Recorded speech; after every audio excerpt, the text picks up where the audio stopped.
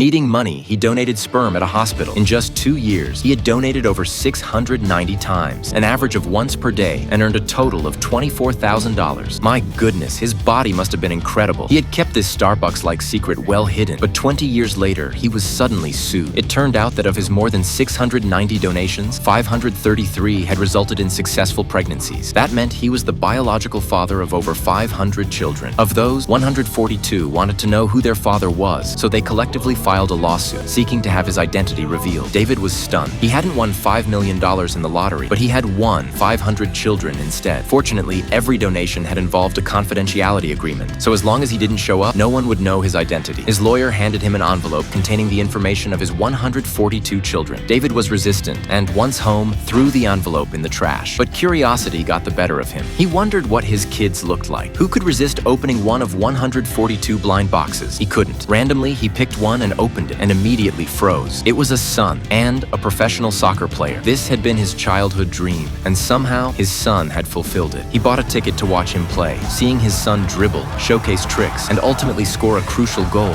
David was more excited than anyone. He realized his genes were truly exceptional. Inspired by his son, he returned to his former amateur team and played with renewed joy. Riding that wave, he opened another blind box. This one revealed a handsome young man working as a barista at a cafe. David walked into the cafe and ordered a coffee. Meeting his son for the first time, he felt a little nervous, but his son was clearly impatient. After talking, David learned that although his son was just a barista, he had always dreamed of being an actor. Coincidentally, there was an audition that day, but his boss required him to work overtime. If he skipped work and failed the audition, he would lose his job and could end up on the streets. David left the cafe feeling disappointed. His children weren't all living easy lives. He wanted to help. Returning to the cafe, he handed his son the car keys, encouraging him to go to the audition while he covered his shift. The son was puzzled. Why would a stranger help him? Yet somehow, he felt an inexplicable trust. With the keys in hand, his son went to the audition. As soon as he left, the cafe owner arrived. Because he had left his post, his job was at risk. David felt guilty. He might have inadvertently caused trouble. Standing at the door, he didn't know how to explain. Then his son returned. He had succeeded. David was overjoyed. He hadn't expected that such a small act could change someone's life, and it gave his otherwise unremarkable existence a sense of purpose. From that moment, David resolved to meet all of his children in secret. They were spread across various professions: lifeguards, street performers, tour guides, nail technicians. When he saw that his singer-son's business wasn't doing well, he found ways to get strangers to tip him. When his model daughter dressed too provocatively, he immediately became her protective guardian. When his tour guide son had no clients, David became his most loyal supporter. Whenever he had free time, he would pick a child at random and find ways to accompany them. This time, he drew a daughter. After reviewing her file, David quietly went to the building where she lived, only to hear her arguing loudly.